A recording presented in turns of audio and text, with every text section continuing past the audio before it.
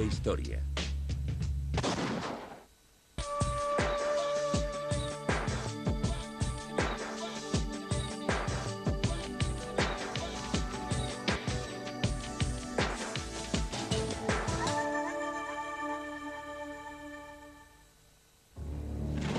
Hace unos 700 años el hombre oyó por primera vez una atronadora detonación procedente de lo que por entonces resultaba un extraño instrumento.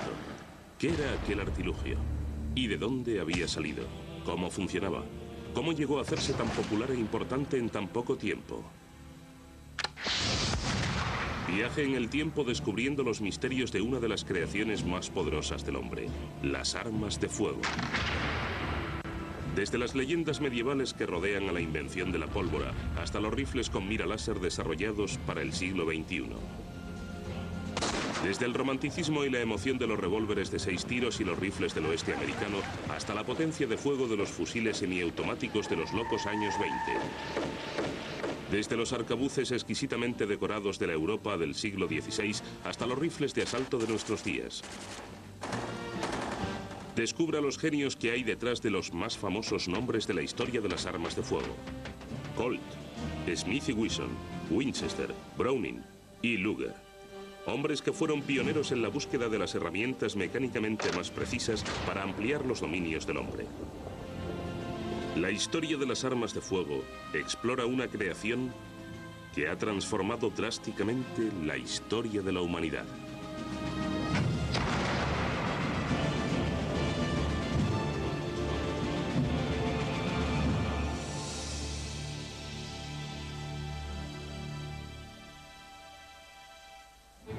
Historia de las armas. Segunda parte.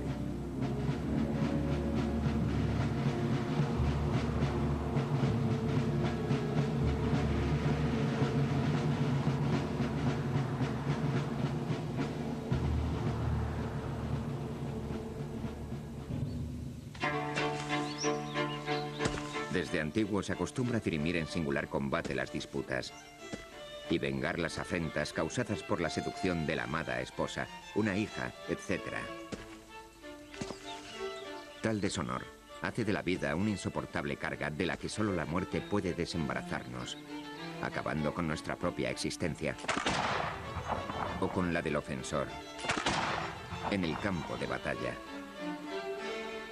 Tratado sobre el duelo, 1842. Durante siglos, en las más civilizadas sociedades se han solventado las diferencias con los procedimientos más incivilizados.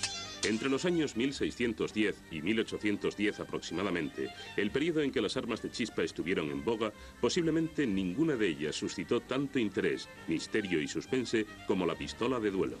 Primitivamente los duelos consistían en enfrentamientos cuerpo a cuerpo o con garrotes. Después se evolucionó hacia la utilización del arma duelística más famosa, la espada. Pero al extenderse el uso de las armas de fuego, empezaron a fabricarse pares especialmente concebidos para su uso en los duelos. Aunque nos parezca una ironía y una barbaridad, sí que se batían. Y por supuesto, también lo hicieron muchos personajes ilustres de Norteamérica. Nuestro presidente Andrew Jackson se batió por el honor de su esposa. La bala que lo hirió en ese duelo fue lo que finalmente le causó la muerte. Él derribó a su oponente, pero resultó alcanzado. Pero no admitió haber sido herido y se marchó sin que nadie supiera, hasta que sus padrinos y la gente lo perdieron de vista que había recibido un balazo. Con el transcurso de los años, el duelo llegó a ser una forma respetable de dirimir disputas entre caballeros. A menudo se desarrollaban en público, lo que añadía más mérito a la defensa del honor. Los duelos se tomaban tan en serio que se publicaron libros de etiqueta y normas a seguir a la hora de defender la propia dignidad.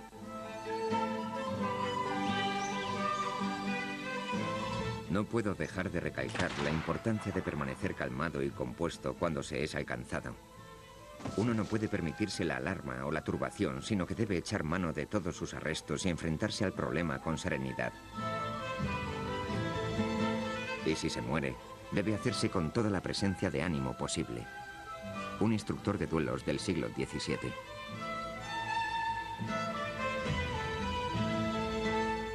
El objetivo no era necesariamente matar al oponente, ni tan siquiera herirlo. Era un asunto de honor, así que debían tener el valor de defender lo que fuera o solucionar la disputa entre ambos. Y llevaban padrinos, que eran los responsables de garantizar un duelo limpio y acorde a las normas.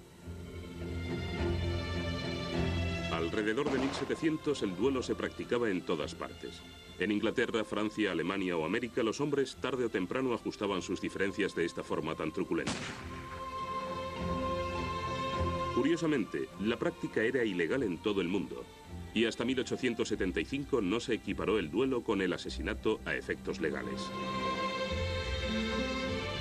Sin embargo, en Francia y en el sur de los Estados Unidos, los duelos siguieron celebrándose durante varias décadas más, hasta que en ambos continentes se endurecieron las leyes contra los duelistas. Mientras que multitud de armeros se consagraban a la fabricación artesana de hermosas pistolas de duelo profusamente decoradas, muchos otros se concentraban en el perfeccionamiento del arma como máquina. Al mismo tiempo que los hombres honorables se batían por todo el mundo, la industria armamentística estaba experimentando grandes avances. La mayor parte de las armas militares anteriores a la Guerra de Secesión tenían el interior del cañón plano. Esto significa que el cañón era simplemente un tubo pulido con el interior liso. Esto permitía cargar la bala fácil y rápidamente. Pero estos cañones no eran demasiado eficientes por un par de razones. La primera es que las balas esféricas que se usaban al fundirlas y vaciarlas no quedaban exactamente esféricas. La segunda es que al cargar la bala, esta no quedaba perfectamente ajustada en el cañón. De modo que al disparar, la bala rebotaba a lo largo del cañón. Por ello, la dirección que tomaba dependía primero de la configuración de la propia bala, su peso y sus deformaciones, y segundo del último rebote antes de abandonar el cañón. Además de su falta de precisión, el cañón liso presentaba otros problemas. La pólvora usada entonces dejaba mucho residuo y tras solo unos disparos, el cañón y el cerrojo quedaban tan obstruidos por la suciedad que había que limpiarlos para que siguiesen funcionando correctamente. Algún armero genial, que pensamos pudo vivir en Suiza alrededor de 1550, fabricó un arma con el cañón acanalado, con estrías en su interior, para que la pólvora tardase más en caer y acumularse en la parte por donde pasaba la bala al disparar. Otra persona, que era un auténtico genio, observó que incluso la más pequeña imperfección en el metal del cañón estriado parecía enderezar ligeramente la trayectoria de la bala. Esto condujo a lo que hoy conocemos como estriado. Este estriado se realiza practicando una o más hendiduras de forma espiral en el interior del cañón. Las estrías sujetan la bala y la obligan a girar sobre sí misma al recorrer el cañón. Al igual que ocurre al lanzar un moderno balón de fútbol, cuando una bala de plomo gira, las partes con el peso descompensado no permanecen en el mismo sitio, sino que forman círculos concéntricos alrededor de la bala formando un todo. Eso produce un equilibrio artificial que le confiere mucha estabilidad.